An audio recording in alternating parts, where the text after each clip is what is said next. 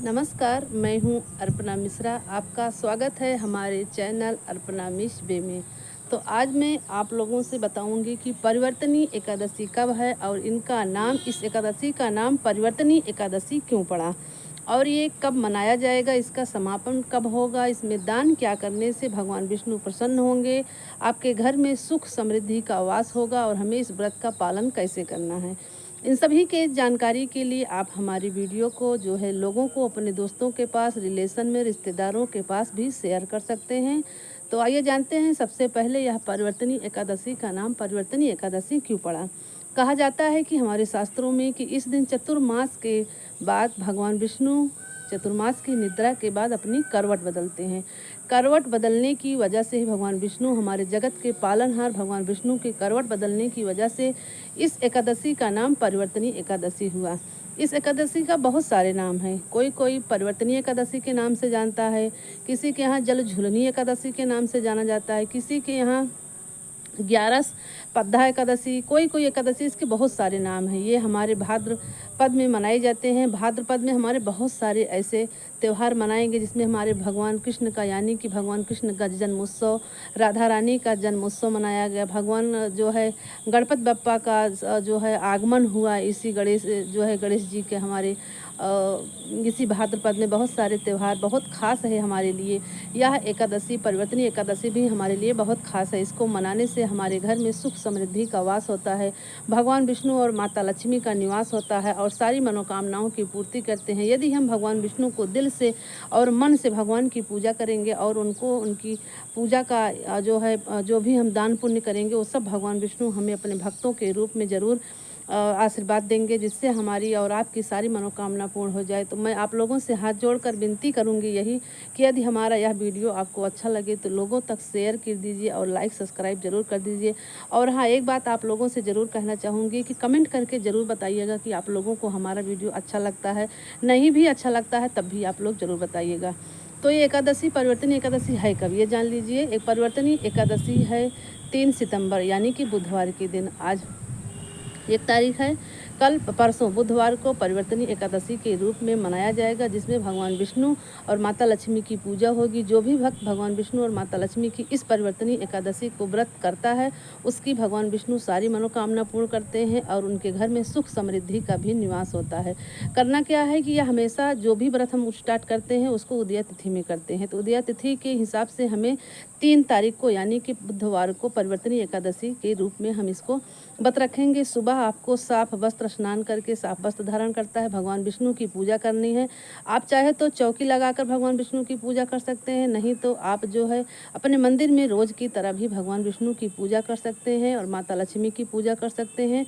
इस दिन तुलसी को तोड़ना और छूना वर्जित होता है। एक दिन पहले भी आप तुलसी को तोड़कर रख सकते हैं या तुलसी की पूजा हम दूर से भी कर सकते हैं। तुलसी की पूजा की हम आरती दूर से दिखा सकते हैं, उनकी पूजा धूप दीप हम कर सकते हैं। जल नहीं छोड़ना चाहिए, बस इस दिन हम जल नहीं छोड़ेंगे, लेकिन हम माता रानी की पूजा दूर से कर सकते हैं भगवान, क्योंकि इस दिन तुलसी को भी चढ़ाना और भगवान विष्णु का भोग लगाना, क्योंकि भगवान विष्णु को प्रिय तुलसी माता, बिना भोग लगाए, बिना तुलसी का भोग लगाए भगवान जो है भोग समर्पित ही नहीं करते, उसको अर्पित ही नहीं करते। इसलिए हमें तुलसी एक दिन पहले ही रख लेना चाहिए। यदि हम भूल जाते हैं, एक दिन पहले नहीं रखते हैं, तो मैं जाकर पेड़ के नीचे गिरी हुई तुलसी के पत्ते कभी कभी हवा से गिर जाते हैं तो उस वाली तुलसी को हम लेकर चले आते हैं। मैं भी कभी कभी भूल जाती हूँ तो तुलसी के पत्ते जो गिरे होते हैं, सूख गए हैं तो क्या से, लेकिन मैं उसको अपने घर पर ले आकर उसी से भोग लगाती हूँ।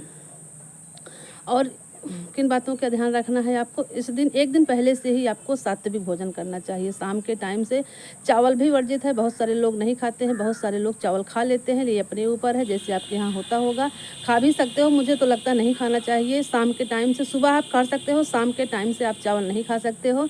इसमें चावल का दान भी नहीं दिया जाता है। जिस दिन हम एकादशी का व्रत करते हैं उस दिन हमें चावल का दान बिल्कुल भी नहीं देना चाहिए।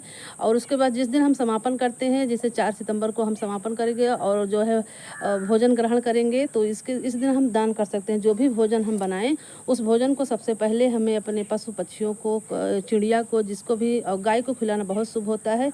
एक रोटी जो भी हमारे घर में प्रसाद के रूप में हमें बना होता है, जो भी हमें पारण करना होता है, उसको हम ले जाकर सबसे पहले अपनी बहू बेटियों के लिए निकाल देंगे। अगर हमारे आस पास में पशु पक्षी नहीं हैं तो हम जो है अपने घर के बहू बेटियों के लिए, अगर कन्या होंगी तो बहुत अच्छी बात है, नहीं है तो हम बहू बेटियों के लिए जो भी छोटे बच्चे होंगे उनके लिए हम निकाल देंगे तो बहुत ही शुभ होता है और इस भगवान को समर्पित होता है। उसके बाद हम भगवान के सामने हाथ जोड़कर ही अन्न ग्रहण करते हैं। और विशेष क्या ध्यान रखना है कि इस दिन लहसुन प्याज का त्याग करना है। एकादशी के दिन भूलकर भी लहसुन प्याज का जो है छूना भी नहीं है, इसको किचन से हटा देना है, ना ही बनाना है। और इस दिन चावल भी बिल्कुल भी नहीं बनाना चाहिए। कहा जाता है कि भगवान शास्त्रों में भी बताया गया है कि इस दिन एकादशी के दिन जितने भी दुनिया के सारे पाप होते हैं चावल में जाकर छिप जाते हैं। तो हमें ऐसी गलती नहीं करना है, कुछ चावल को खाकर जो भी हम व्रत रख कर पुण्य कर रहे हैं सारा पाप हमको अपने अंदर नहीं लेना है, क्योंकि हम जो है भगवान से प्रार्थना करते हैं जिससे उनकी कृपा हमारे ऊपर बरसी रहे।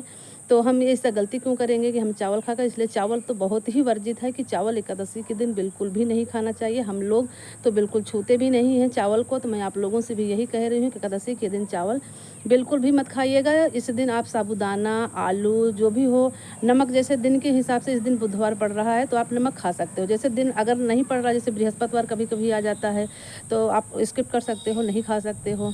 और हम लोगों के यहाँ खा लिया जाता है क्योंकि जो है नमक में कोई ऐसी दिक्कत नहीं है। इस दिन चावल ज़्यादा वर्जित है तो हम लोग जो है एकादशी के दिन भी चावल हम लोग खा सकते हैं। आपकी मर्जी है, सॉरी नमक, चावल भगवान माफ़ करे, चावल नहीं नमक खा सकते हैं। तो नमक भी आप खा सकते हो, आपकी मर्जी है। जैसे आप, कुछ लोग नहीं रह सकते हैं तो कुछ लोग रह लेते हैं, जो रह लेते हैं ना खाएं तो ज़्यादा अच्छी बात है, अगर खा लेते हैं तो कोई बात ही नहीं है। भाई सीधा नमक खा लेना चाहिए, जिसे हम व्रत का नमक कहते हैं। तो हम व्रत में, हर व्रत में खाते हैं।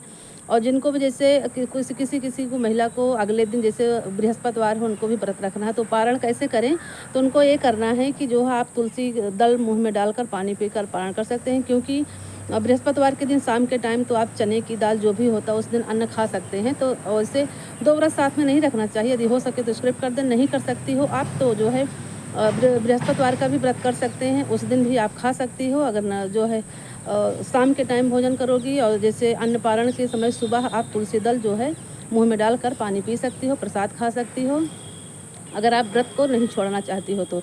वैसे आप दो व्रत साथ में न रखें तो ज़्यादा अच्छा होगा, लेकिन जैसे आपकी जैसी स्थिति हो, जैसे आप कर सकते हो, इस तरह का आपको नियम करना है। उसके बाद सुबह जब भी अन्न पारण करें आप दान ज़रूर देना चाहिए। जैसे आप गायों को, पशु पक्षी को, ब्राह्मण को खिला देना चाहिए। जो है ऐसे खिला देने से भगवान विष्णु प्रसन्न होते हैं और हमारे घर में सुख समृद्धि का निवास होता है। इस दिन ध्यान रखना चाहिए एकादशी के दिन, क्योंकि भगवान विष्णु को पीला चीज़ बहुत पसंद है। तो इस दिन पीला वस्त्र पहने और पीली, जब हम चौकी सजाएं तो वहाँ पर भी पीली ही जो है चुंदरी सजाएंगे और जो है कपड़ा या पीला वस्त्र जो भी हो सजा के पूजा करें। यदि हो सके तो, नहीं हो सके तो कोई बात नहीं है, तो पीला वस्त्र तो हम धारण कर ही सकते हैं। अगर नहीं हो सकता है तो हम पीला फल ज़रूर अर्पित करेंगे भगवान विष्णु को। कोई मखाने की खीर भी थोड़ी सी हल्दी डालकर पूजा कर लेते हैं।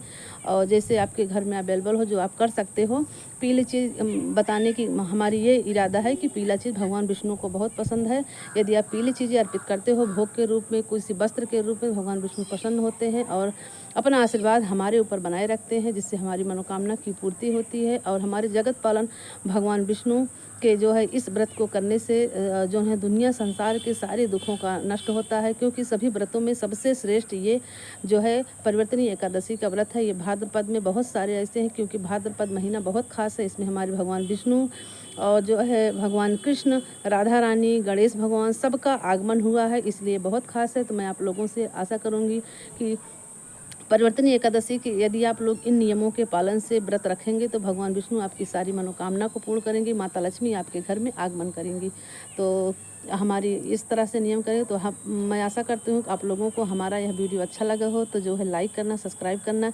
तब तक के लिए राधे राधे, जय श्री कृष्णा। स्वस्थ रहिए, मस्त रहिए, जहाँ भी रहिए खूब मुस्कुराते रहिए।